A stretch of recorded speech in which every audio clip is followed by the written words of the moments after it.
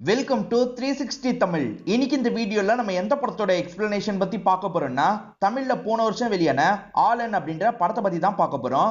இது ஒரு பக்காவான டிராமா படம்னு சொல்லலாம். கண்டிப்பா இந்த படத்தோட கதை உங்களுக்கு பிடிக்கும்னு நம்புறேன். இந்த படத்தோட எக்ஸ்பிளனேஷனுக்குள்ள போறதுக்கு முன்னாடி வீடியோக்கு ஒரு லைக் போடுங்க. அது மூலியமா இந்த வீடியோ இன்னும் நிறைய பேர்கிட்ட கொண்டு போய் சேர்க்கப்படும். மேற்கொண்டு டைம் வேஸ்ட் பண்ணாம நம்ம நேரடியா எக்ஸ்பிளனேஷனுக்குள்ள போயிடலாம். படத்தோட ஸ்டார்டிங் சீனே தியாகுன்ற ஒரு சின்ன பையனை நமக்கு காட்டுறாங்க. இந்த சின்ன பையனுக்கு யாருமே இல்ல போல. இந்த சின்ன பையனும் காசிக்கு வந்துடுறான். அங்க சாமியாருங்களா இருப்பாங்கல்ல, அவங்க கூட சேர்ந்துடலாம் அப்படின்ற மாதிரிலாம் யோசிக்கிறான். ஒருத்தர் பார்த்து ஒரு குருஜி கிட்ட சேர்த்து விடுறது. அந்த குருஜிக்கு கீழே இவன் சிஷ்ய மாதிரி மாறிடுறான். அந்த குருஜி கிட்ட இருந்து நிறைய விஷயத்தை இவன் கத்துக்கிறான். இப்ப எல்லாருமே படுத்துட்டு இருக்காங்க. இந்த பையனுக்கு மட்டும் தூக்கம் வர மாட்டேங்குது போல. இவனுமே பேப்பர்ல எதையோ எழுதிட்டு இருக்கான். அந்த இடத்துக்கு ஒரு குருஜியும் இந்த விஷயத்தை கவனிக்கிறது. இவனுக்கு எழுத ரொம்ப பிடிக்கும் போல அப்படின்ற மாதிரிலாம் யோசிக்கிறது. அவன்கிட்ட இதை பத்திலாம் கேட்காம இங்க இருந்து கிளம்பிடுறது. இப்ப தியாகுவும் படுத்து தூங்கலாம்னு நினைக்கிறது. இவருக்கு கெட்ட கனவுலாம் வருது போல. ரொம்ப டிஸ்டர்ப்டா இந்த இடத்துல ஃபீல் பண்ணிட்டு இருக்காரு. இவரோட லைஃப்ல ஏதோ நடந்திருக்கு. என்ன நடந்திருக்கு அப்படின்றது தெளிவா நமக்கு தெரியல. இப்பதான் சில பிளாஷ்பேக்கை நமக்கு காட்டுறாங்க. இவரோட அப்பா பேரு செல்வா அப்படின்றது. செல்வாவை பொறுத்த வரைக்கும் விவசாயம் தான் பண்ணிட்டு இருக்காரு. அதே சமயம் தியாகுக்கு ஒரு மாமா இருக்காரு. மாமாக்கு ஒரு பொண்ணு இருக்காங்க. அவங்க பேரு தாமரை அப்படின்றது. இவங்க ரெண்டு பேருமே சின்ன பசங்களா இருக்கும் போது ஜாலியா விளையாடிட்டுலாம் இருப்பாங்க. தியாகுவோட அப்பாவும் மாமாவும் சேர்ந்த மாதிரி தான் விவசாயம் எல்லாம் பண்ணிட்டு இருக்காங்க. தியாகுவோட அப்பா பேரு செல்வான்னு சொன்ன பாத்தீங்களா. செல்வாவை பொறுத்த வரைக்கும் ரெண்டு தம்பிங்க இருக்காங்க. எப்ப பாரு குடிச்சிட்டு சுத்திட்டு இருப்பாங்க.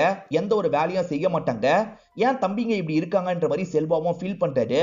ஆடெல்லாம் வெட்டுவாங்க பாத்தீங்களா, அந்த மாதிரி கோயில்ல ஆடு வெட்டலான்றதுக்காக வந்திருக்காங்க. செல்வாவோட தம்பிங்க இருக்காங்கல்ல, இந்த இடத்துக்கும் குடிச்சிட்டு தான் வந்திருக்காங்க. ஏண்டா இன்னைக்கு கூடிய குடிப்பீங்க அப்படின்ற மாதிரிலாம் செல்வா கேட்கறது. கடவுளுக்கு முன்னாடி தானே ஆட்டை வெட்டுவாங்க. ஆனா இவனுங்க என்ன பண்றாங்கன்னா வேற ஒரு இடத்துல வெட்ட போறோன்ற மாதிரி தூக்கிட்டு போயிட்டு இருக்காங்க.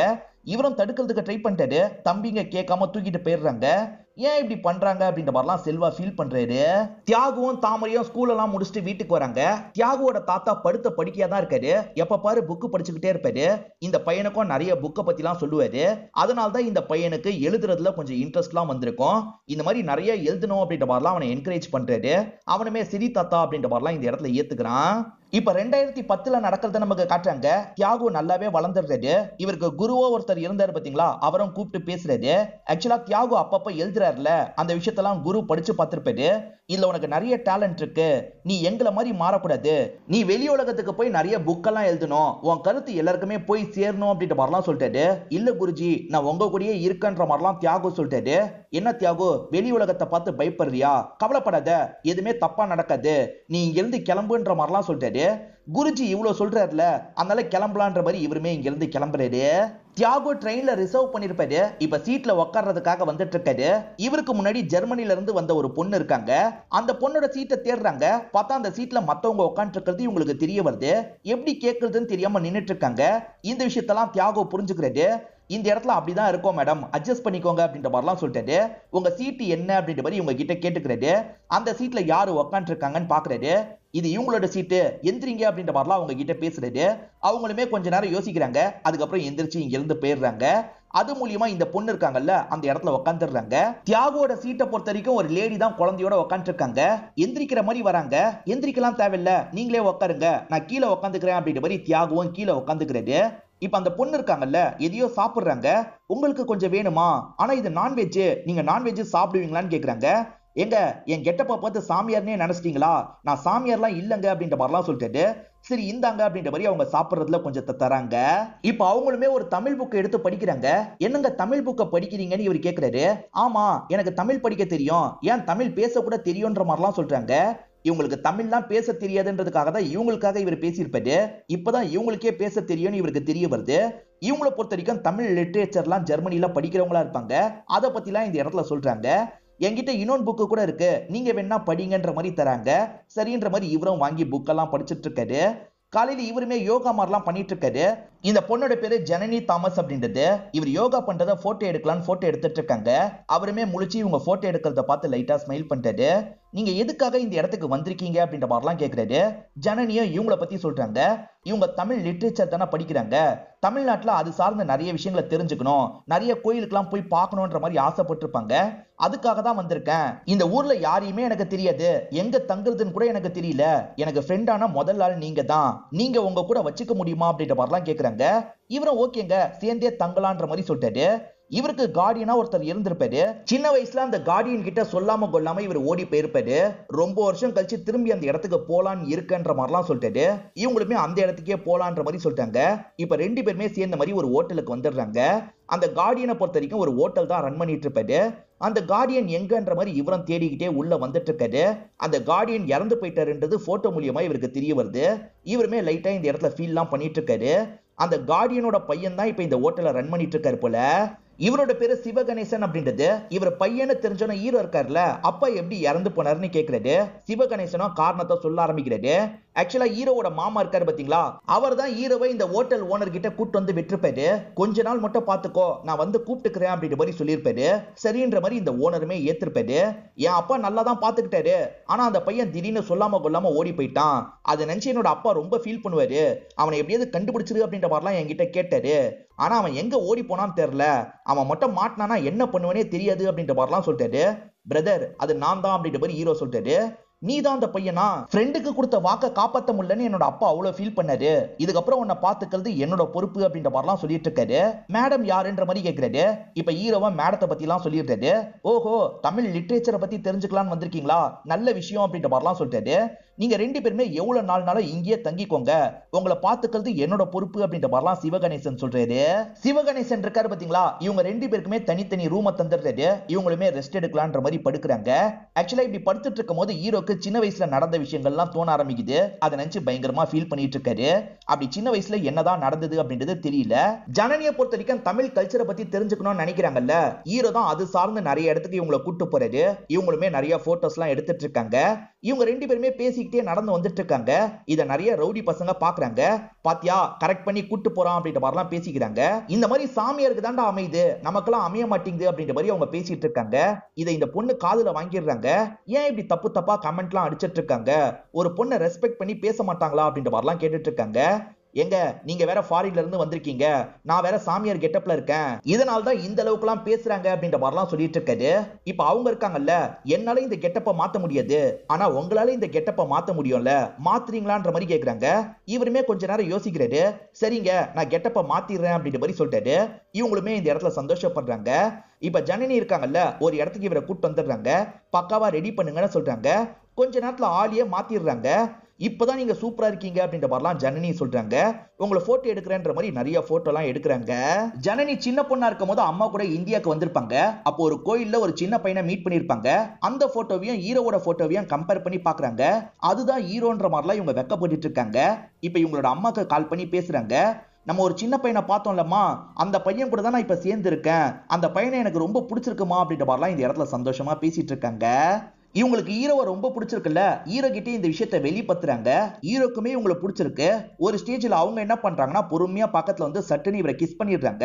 கிஸ் பண்ணோன்னா இவரும் ரொம்ப அன்ஈஸியா ஃபீல் பண்றாரு. பழைய விஷயங்கள்லாம் இவருக்கு ஞாபகம் வந்துருது போல. என்னாச்சு என்னாச்சுன்னு கேக்குறாங்க. இவர் ஒன்னும் இல்லைன்னு சொல்லிட்டாரு. இப்ப மடியில படுக்க வச்சு இவருக்கு ஆறுதல்லாம் சொல்லிட்டு இருக்காங்க. எனக்கு எழுதுறதுனா ரொம்ப பிடிக்கும்ன்ற மாதிரி இவர் சொல்லியிருப்பாரு. நான் வந்ததுல இருந்து நீங்க ஒரு வாட்டி கூட எழுதி நான் பார்த்ததே இல்ல, ஏன் எழுத மாட்டீங்க, எழுதுங்கன்ற மாதிரிலாம் சொல்றாங்க. சரி நீ சொல்லிட்டல, எழுதுறேன் அப்படின்ற மாதிரி இவருமே ஏத்துக்கிறாரு. ஆக்சுவலா இவங்க வேற சில ஊருக்கு போய் கோயிலெல்லாம் பார்க்கணும் போல, நான் மட்டும் தனியா அந்த இடத்துக்கு போறேன்ற மாதிரி சொல்லிட்டாங்க. இல்ல இல்ல, நானும் கூட வரேன்ற மாதிரி இவர் சொல்லிட்டாரு. கூட எல்லாம் வர தேவையில்ல, இங்க இருந்து நீங்க ஏதாவது எழுதுங்க, நான் வந்து அந்த புக்கெல்லாம் பாப்பேன்ற மாதிரி சொல்லிட்டாங்க. இவருமே சரின்ற மாதிரி ஏத்துக்கிறாரு.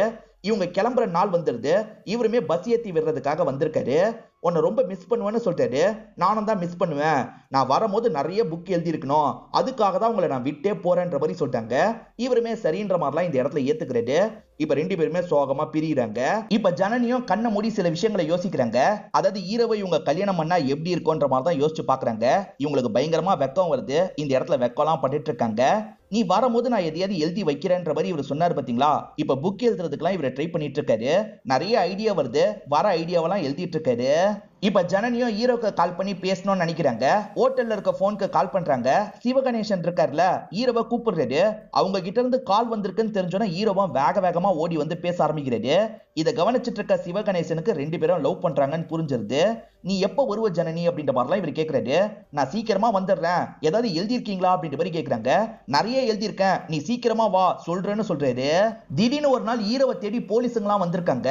சிவகணேசன் என்ன ஏதுன்னு கேட்கிறாரு. ஆனா எந்த பதிலுமே இன்ஸ்பெக்டர் சொல்ல மாட்டாரு, அவனை முதல்ல கூப்பிடு அப்படின்ற மாதிரிலாம் சொல்லிட்டாரு. இப்ப ஹீரோவை லாக் பண்றாங்க, வேகமா இங்க இருந்து கூட்டு போறாங்க. ஹீரோவும் என்னாச்சு ஏதாச்சுன்னு கேக்குறாரு. எதுவுமே சொல்லாம ஹீரோவை இங்க இருந்து இழுத்துட்டு போறாங்க. இத வெளிய இருக்க மத்தவங்களும் பாக்குறாங்க. அந்த பொண்ணு ஏதோ பண்ணிட்டான் போல அப்படின்ற மாதிரிலாம் யோசிக்கிறாங்க. இப்ப வேற ஊர்ல இருக்க போலீஸ் இருக்காங்கல்ல, ஒரு 3 பேரை லாக் பண்றதுக்காக ஒரு இடத்துக்கு வராங்க. இப்ப லாக் பண்ணி அவங்க 3 பேரையும் கூட்டு போறாங்க. இங்க ஒரு பிளாஷ்பேக்க நமக்கு காட்டுறாங்க. ஜனனி இருக்காங்கல்ல, ஒரு பர்டிகுலர் கோயிலுக்கு போகணுன்ற மாதிரி சொல்லிட்டாங்க. அந்த கோயிலா? நாங்களே அந்த கோயிலுக்குலாம் போக மாட்டோம், ஆனா வெளிநாட்டுல இருந்து வந்து அந்த கோயிலுக்குலாம் போறீங்கன்ற மாதிரி ஆட்டோ டிரைவர் சொல்லிட்டாரு. இப்ப அந்த கோயிலுக்கு இவங்களை கூட்டு வந்து விடுறாரு. அது ரொம்ப சின்ன கோயிலா இருக்கும் போல, உள்ள ரொம்ப நடக்கணும் போல. இவங்களுமே நடந்து போயிட்டு இருக்காங்க. வழியில ஒரு 3 பசங்க குடிச்சிட்டு இருக்காங்க. அப்படி குடிச்சிட்டு இருக்கவங்க இவங்களை பார்த்தோன்னே கிண்டல்லாம் பண்றாங்க. இவங்க சிரிச்சுக்கிட்டே கிளம்பலான்னு பாக்குறாங்க. ஆனா அவனுங்க 3 பேர் இருக்காங்கல்ல, இவங்க கிட்ட அட்வான்டேஜ் எடுக்கிற மாதிரி பக்கத்துல வந்துட்டு இருக்காங்க. என்ன பண்ணிட்டு இருக்கீங்க, விடுங்க விடுங்கன்ற மாதிரிலாம் இவங்க தப்பிக்கிறதுக்கு ட்ரை பண்றாங்க. அப்படி ட்ரை பண்ணும்போது இவங்களோட தலை ஏடகரமா ஒரு இடத்துல இடிச்சிருது. என்னாச்சு ஏதாச்சுன்னு இவனுங்க 3 பேருமே பக்கத்துல வந்து பாக்குறாங்க. அப்பதான் அந்த பொண்ணோட உயிர் போயிருச்சுன்னு இவங்களுக்கு தெரிய வருது. இவனுங்க பயந்து வேகமா இங்க இருந்து ஓடிடுவாங்க. இந்த பொண்ணு விழுந்திருக்காங்கன்ற மாதிரி போலீஸுங்களுக்கு தகவல் கிடைக்குது.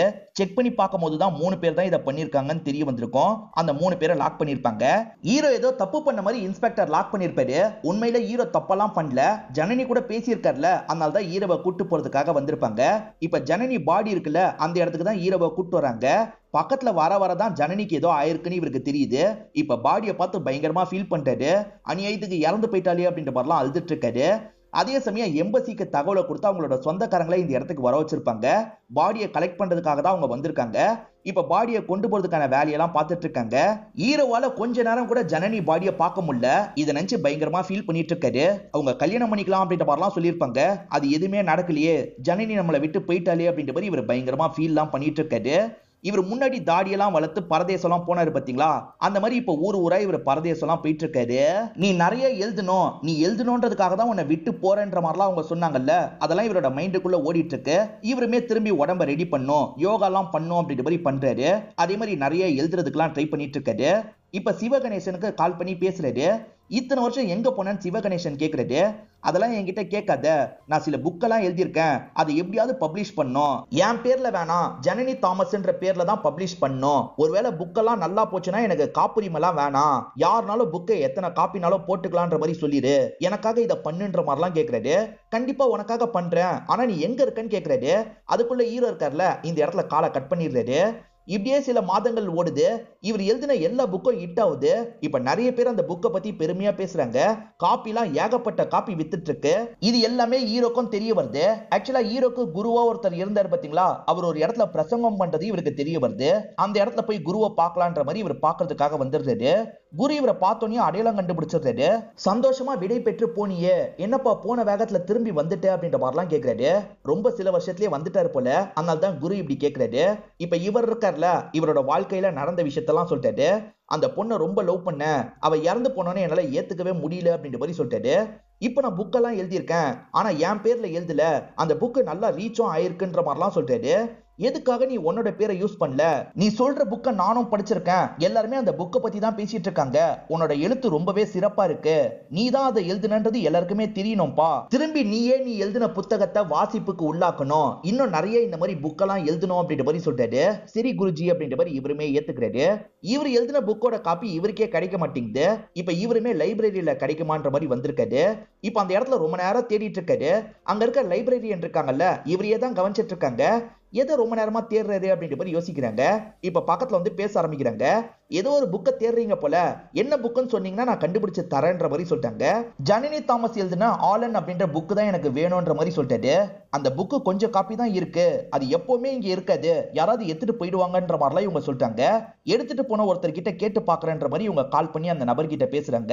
சரி அந்த புக்கை படிச்சு முடிச்சிட்டீங்களா, வேற ஒருத்தருக்கு வேணுமா, தர முடியுமான்ற மாதிரிலாம் கேட்கறாங்க. ஈவினிங் வீட்டுக்கு வந்து வாங்கிக்கோங்க மேடம்ன்ற மாதிரி அவர் சொல்லிட்டாரு. ஈவினிங் போய் வாங்கிக்கலாம் அப்படின்ற மாதிரி இவங்களுமே ஹீரோ கிட்ட சொல்லிட்டாங்க. இப்ப அவங்க என்ன பண்றாங்கன்னா, அவங்க பைக்லயே அந்த வீட்டுக்கு கூட்டு வந்துடுறாங்க. பார்த்தா வீடு பூட்டி இருக்கு. சார் என்ன சார் வீடு பூட்டி இருக்குன்னு கேக்குறாங்க. சாரி மேடம், நானே கால் பண்ணணும்னு நினைச்சேன், நாளைக்கு காலையில நானே லைப்ரரியில வந்து தந்துடுறேன்னு சொல்றாரு. சரின்ற மாதிரி இவங்களும் ஏத்துக்கிறாங்க. இத பத்தி எல்லாம் பக்கத்துல இருக்க ஹீரோ கிட்ட சொல்றாங்க. நீங்க நாளைக்கு காலையில வந்தா கரெக்டா இருக்கும்னு சொல்றாங்க. அதே சமயம் ரொம்ப லேட் ஆயிடுச்சுல்ல, வாங்க சார் ஹோட்டல்ல சாப்பிடலாம் அப்படின்ற மாதிரி சொல்றாங்க. இல்லங்க வேணான்ற மாதிரி இவர் சொல்லிட்டாரு. பரவாயில்ல வாங்க சார் போலான்ற மாதிரி சொல்றாங்க. இவருமே சரின்ற மாதிரி திரும்பி பைக்ல ஏறி உட்காந்துடுறாரு. இவங்க ரெண்டு பேருமே பக்கத்துல இருக்க ஒரு ஹோட்டலுக்கு வந்துடுறாங்க. அந்த இடத்துல சேர்ந்த மாதிரி இவங்க சாப்பிட்டுட்டு இருக்காங்க. பக்கத்துல சில ரவுடி பசங்க இருக்காங்க. அவங்க இருக்காங்கல்ல, இவங்க ரெண்டு பேரை தப்பு தப்பா பேசிட்டு இருக்காங்க. போலீஸ் சாமியார் மாதிரி இருக்கான், ஆனா சூப்பரா ஒரு ஃபிகரை கூட்டு வந்திருக்கான் அப்படின்ற மாதிரிலாம் பேசுறாங்க. இந்த மாதிரிலாம் இவனுங்க பேசும்போது இவருக்கு ஜனனி ஞாபகம் தான் வருது. இவருமே செம்ம கடுப்புல இருக்காரு. அவனுங்க ஒரு ஸ்டேஜ்ல பக்கத்துல வந்து எல்லாம் கிண்டல் பண்றாங்க. டென்ஷனான ஹீரோ இருக்கார்ல, அவனுங்களை போட்டு இந்த இடத்துல அடிக்க ஆரம்பிக்கிறாரு. இந்த சண்டையில ஹீரோவோட பேக் கீழே விழுந்துரும். பேக்குக்குள்ள நிறைய பேப்பர்லாம் இருக்கும் போல, அதெல்லாம் காத்துல பறந்துட்டு இருக்கு. இந்த லேடி தான் அந்த பேப்பர் எல்லாத்தையும் புடிச்சிட்டு இருக்காங்க. அந்த பேப்பர் எடுத்துட்டு இருக்கும் போதே லைட்டா வாசிக்கலாம் செய்யறாங்க. அப்படி வாசிக்கும் போது இவர் ரைட்டர்ன்றது தெரிய வருது. ஒரு பர்டிகுலர் பேப்பரை வாசிக்கிறவங்க செம்மையா ஷாக் ஆயிடுறாங்க. இப்பதான் சில விஷயங்களை யோசிச்சு பாக்குறாங்க. ஆக்சுவலா சின்ன வயசுல தாமரைன்னு ஒருத்தங்க இவர் கூட விளையாடுவாங்கல்ல, அந்த தாமரையே இவங்களா தான் இருப்பாங்க. இப்ப சண்டைலாம் முடிஞ்சதுக்கு அப்புறம் இவங்களுமே பைக்ல இவரை கூட்டு போயிட்டு இருக்காங்க. இவர் கூட போறது இவங்களுக்கு சந்தோஷமா இருக்கு. ஆனா இவங்க கண்டுபிடிச்சதை பத்தி அவர்கிட்ட சொல்ல மாட்டாங்க. அவர் அனுப்பி விடுறாங்க. வீட்டுக்கு வந்த தாமரை இருக்காங்க பாத்தீங்களா, எடுத்து படிச்சதை பத்தி எல்லாம் யோசிச்சு பாக்குறாங்க. இங்கதான் ஒரு பிளாஷ்பேக்க நமக்கு காட்டுறாங்க. இது 1999ல நடந்திருக்கும். இவங்க இருக்காங்கல்ல, அவர் எழுதுனதை படிச்சிட்டு இருக்காங்க. அதை அவருமே பாத்துடுறாரு. தாமரை அதெல்லாம் படிக்காத, என்கிட்ட தான்ற மாதிரி புடுங்க பாக்குறாரு. ஆனா இவங்க தரமாட்டேன்ற மாதிரி ஓடிட்டு இருக்காங்க. இவரை வீட்டுல வச்சு லாக் பண்ணிடுறாங்க. எதிர உட்கார்ந்த மாதிரி படிச்சிட்டு இருக்காங்க. பரவாயில்ல நீ நல்லா தான் எழுதியிருக்க அப்படின்ற மாதிரிலாம் சொல்லிட்டு இருக்காங்க. அப்பதான் செல்வா இந்த இடத்துக்கு வராரு. என்னமா படிச்சிட்டு இருக்கன்னு கேக்குறாரு. தியாகு எழுதின கதையை தான் படிச்சிட்டு இருக்க மாமா, தியாகு ரொம்பவே சூப்பரா கதை எழுதியிருக்கான் அப்படின்ற மாதிரிலாம் சொல்றாங்க. ஓஹோ இவன் கதையெல்லாம் எழுதுறானா, என் அப்பா கிட்ட இருந்து தான் கதை எழுத கத்திருப்பான் போல அப்படின்ற மாதிரிலாம் செல்வா சொல்றாரு. இப்ப வேற ஒரு இடத்துல உட்காந்து தாமரை புக்கெல்லாம் படிச்சிட்டு இருக்காங்க. இவருமே அந்த இடத்துக்கு வந்துடுறாரு. குடு தாமரை அப்படின்ற மாதிரிலாம் கேக்குறாரு. நான் படிக்கிறதுல என்னடா பிரச்சனை, நீ சூப்பரா எழுதியிருக்க, உன் எழுத்து சூப்பரா இருக்குன்ற மாதிரிலாம் பாராட்டிட்டு இருக்காங்க. உன்னை எனக்கு ரொம்ப பிடிக்கும்ன்ற மாதிரி சொல்றாங்க. சட்டுன்னு இவரோட கன்னத்துல ஒரு முத்தம் கொடுத்துடுறாங்க. இவருமே இந்த இடத்துல வெக்கப்பட்டு இருக்காரு.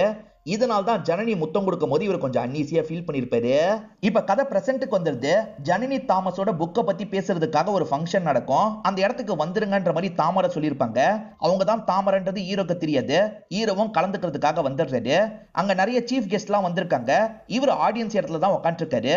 சீஃப் கெஸ்ட்டுங்க இருக்காங்கல்ல, அந்த புக்கோட பெருமையை பத்தி எல்லாம் சொல்றாங்க. ரொம்ப சிறப்பான எழுத்துக்கள் இருந்தது அப்படின்ற மாதிரிலாம் சொல்லிட்டு இருக்காங்க. இப்ப தாமரை இருக்காங்க பாத்தீங்களா, அந்த புக் எழுதின ஜனனி தாமஸும் இந்த இடத்துக்கு வந்திருக்காரு. அவரை நான் மேடைக்கு அழைக்கிறேன் அப்படின்ற மாதிரி சொல்லிட்டாங்க. நம்ம தான் ஜனனி தாமஸ் நீ உங்களுக்கு தெரிஞ்சிருச்சு போலன்னு ஹீரோ யோசிக்கிறாரு. இப்ப எப்படி போறது அப்படின்ற மாதிரிலாம் தயங்குறாரு. இவங்க திரும்ப திரும்ப கூப்பிட்டு இருக்காங்க. வாங்கன்ற மாதிரி பார்வையிலேயே சொல்றாங்க. இவரும் சரின்ற மாதிரி அங்க இருந்து எந்திரிச்சிடுறாரு. இப்ப இவர் பேசுறதுக்காக ஸ்டேஜுக்கு வந்துடுறாரு. எல்லாருமே பயங்கரமா கிளாப்லாம் தட்டுறாங்க. இவருமே புக்கை பத்தி கொஞ்சம் பேசுறாரு. இவரோட லைஃப்ல நடந்ததை பத்தி பேச ஆரம்பிக்கிறாரு. இவரோட அப்பா விவசாயம் பண்ணாருன்னு சொன்ன பாத்தீங்களா, எப்பவுமே வேற ஒருத்தருக்கு தான் அந்த பொருள் எல்லாத்தையும் சேல் பண்ணுவாரு. ஆனா தம்பிங்க இருக்காங்கல்ல, விலை கொஞ்சம் அதிகமா தரதுனால ஒரு பாய்க்கு சேல் பண்ணலான்ற மாதிரி முடிவு பண்ணிருப்பாங்க. அந்த காசு எல்லாத்தையும் தம்பிங்களே எடுத்திருப்பாங்க.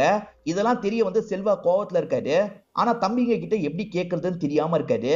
ஏன்பா இப்படி பண்ணீங்க, நம்ம ரெகுலரா வேற ஒருத்தர் கிட்ட தானே விக்கிறோம், அவர்கிட்டயே விக்கலான்ற மாதிரிலாம் சொல்லிட்டாங்க. அதெல்லாம் ஒன்னும் தேவையில்ல, இவர் தான் அதிகமா தரார்ல, இவர்கிட்டயே இதுக்கப்புறம் விக்கலாம். இதுக்கப்புறம் நீங்க சொல்ற மாதிரிலாம் ஆட முடியாது, எங்க விருப்பத்துக்கு தான் நாங்க செயல்படுவோன்ற மாதிரிலாம் சொல்றாங்க. இதை நினைச்சு செல்வா ஃபீல் பண்றாரு. தாமரை அப்பா கிட்ட இதெல்லாம் ஷேர் பண்றாரு. தம்பிங்க இப்படி பண்றதுலாம் ரொம்ப கஷ்டமா இருக்குன்ற மாதிரி சொல்லிட்டாரு. தம்பிங்க சொத்தெல்லாம் அழிச்சிருவாங்கன்றதுக்காக தான் செல்வாவோட அப்பா இருக்காருல, எல்லா சொத்தையும் செல்வா பேர்ல எழுதி வச்சிருப்பாரு. ஆனா என் தம்பிங்க ஒவ்வொரு நாளும் பேசும்போது எனக்கு ரொம்ப கஷ்டமா இருக்கு, நான் அவனுங்களுக்கு சொத்தெல்லாம் பிரிச்சு தந்துடலான் இருக்கன்ற மாதிரிலாம் சொல்லிட்டாரு. எதுனாலும் யோசிச்சு பண்ணு அப்படின்ற மாதிரி தாமரை அப்பாவும் இந்த இடத்துல சொல்லிட்டாரு. செல்வா இருக்காருல, கோயிலுக்கு ட்ரிப்புக்கு போயிட்டு வரலான்ற மாதிரி யோசிக்கிறாரு. நீங்களும் ஃபேமிலியோட வந்தா நல்லா இருக்கும் அப்படின்ற மாதிரி சொல்லிட்டாரு. ஆனா தாமரை அப்பாக்கு இந்த இடத்துல ஒரு வேலை இருக்கு, என்னோட ஒய்ஃபும் என்னோட பொண்ணும் வருவாங்க அப்படின்ற மாதிரி சொல்லிட்டாரு. சரின்ற மாதிரி செல்வா இந்த இடத்துல ஏத்துக்கிறாரு. இப்ப கோயிலுக்கு இவங்க கிளம்புற நாள் வந்துருது. தாமரை அப்பா இருக்காருல, பத்திரமா போயிட்டு வாங்கன்ற மாதிரி அனுப்பிடுறாரு. செல்வா இருக்காருல, அப்பாக்காக ஒரு ரிச்சுவல் செய்யறதுக்காக வந்துடுறாரு. இந்த சமயம் தாமரையும் தியாகவும் சுத்தி பார்க்கலான்ற மாதிரி பக்கத்துல இருக்க கோயிலுக்கு வந்துடுறாங்க. சுத்தி எல்லாம் பார்த்துட்டு இருக்காங்க. கோயில்ல நிறைய எழுதி இருக்கோம்ல, அதெல்லாம் இவர் படிச்சிட்டு இருக்காரு. இதுவே சூப்பரா கவிதை மாதிரி இருக்கு அப்படின்ற மாதிரிலாம் இவங்க கிட்ட சொல்லிட்டு இருக்காரு. இது எல்லாத்தையும் ஃபாரின்ல இருந்து வந்திருக்க ஒரு லேடி கவனிக்கிறாங்க. அவங்களுக்குமே தமிழ் படிக்க தெரியும் போல. அவங்க பொண்ணுக்கு படிச்சு காமிச்சிட்டு இருக்காங்க. இதெல்லாம் தாமரையும் பார்த்து ஹீரோ கிட்ட சொல்லிட்டு இருக்காங்க. இப்ப அந்த ஃபாரின்ல இருந்து வந்திருக்க லேடி இருக்காங்கல்ல, பக்கத்துல வந்து தியாகு கிட்ட பேசுறாங்க. தியாகு கவிதைலாம் எழுதுவார்னு தெரியுது போல. எங்களுக்கும் நீ எழுதி தான்ற மாதிரி கேக்குறாங்க. சரின்ற மாதிரி தியாகுவும் எழுதி கிழிச்சு அவங்க கிட்ட தந்துடுறாரு. அதே மாதிரி அந்த லேடியோட ஹஸ்பண்ட் இருக்காருல்ல, இவங்களை சேர்த்து வச்சு ஒரு போட்டோ எடுத்துடுறாரு. அந்த சின்ன பொண்ணு வேற யாரும் கிடையாது, ஜனனியா தான் இருப்பாங்க. போகும்போது ஒரு பார்வை பார்த்துட்டு போறாங்க. அவங்களுக்கு மட்டும்தான் எழுதி தருவியா, எனக்கும் எழுதி தான்ற மாதிரி தாமரை கேக்குறாங்க. கண்டிப்பா எழுதி தரேன்ற மாதிரி இவரும் ஒரு கவிதையை தாமரைக்கு எழுதி தந்துடுறாரு. அதை கையில வச்சுக்கிட்டே தான் இவங்க தூங்கிக்கிட்டே வந்துட்டு இருக்காங்க. இவங்க எல்லாருமே இப்ப வேன்ல வந்துட்டு இருக்காங்கல்ல, எதிர வந்த ஒரு லாரி ஏடகுடமா இந்த வேன் மேல இடிச்சிருது. இந்த வேனுமே மலையில இருந்து உருண்டு ஒரு இடத்துல போய் பொத்துன்னு விழுது. லாரியில இடிச்ச நபரும் ஒரு பார்வை பாக்குறாரு. இருந்தா நமக்கு பிரச்சனை அப்படின்ற மாதிரி வேகமா இங்க இருந்து கிளம்பிடுறாரு. ஆக்சுவலா வேன் ஆக்சிடென்ட் ஆன மாதிரி கீழே விழுந்திருக்குல்ல, எல்லாருமே என்னாச்சு ஏதாச்சுன்னு பாக்குறதுக்காக வராங்க. தியாகு ஒரு மரத்துல தொங்கிட்டு இருக்காரு. தாமரைக்கு பயங்கரமா காயம் பட்டிருக்கு. தாமரை அசைவே இல்லாத மாதிரி தான் இருக்காங்க. ஏறக்குறைய ஊருக்கிட்ட வந்துட்டு இருக்கும் போதுதான் இந்த ஆக்சிடென்ட் நடந்திருக்கு போல. தாமரை அப்பா இந்த இடத்துக்கு வந்துடுறாரு. எல்லாருமே இறந்து போயிருக்கிறத பார்த்து பயங்கரமா ஃபீல் பண்றாரு. தியாகு உயிரோட இருக்கிறது இவருக்கு தெரிய வருது. ஆக்சுவலா அந்த தம்பிங்க இருக்காங்கல்ல, எல்லாரையும் ஆம்புலன்ஸ்ல ஏத்தி அனுப்பி வைக்கிறாங்க. எல்லாரும் போனதுக்கு அப்புறம் இவங்க சிரிக்க ஆரம்பிக்கிறாங்க. ஆக்சுவலா இவனுங்க தான் பிளான் பண்ணி இப்படி பண்ணிருக்காங்க. என் வாழ்க்கையில நான் பட்ட கஷ்டங்கள் தான் இந்த மாதிரி புக்கெல்லாம் நான் எழுதுறதுக்கு தூண்டுகோலா அமைஞ்சது அப்படின்ற மாதிரிலாம் சொல்லிட்டு எல்லாருமே கிளாப் தட்டுறாங்க. கூட்டம் முடிஞ்சு எல்லாருமே கிளம்பிடுறாங்க. இப்ப இவருமே தாமரை கிட்ட பேசுறதுக்காக வந்துடுறாரு. இவங்க இறந்து போயிட்டாங்கன்ற மாதிரி தான் ஹீரோவும் மாமாவும் நினைச்சிருப்பாங்க.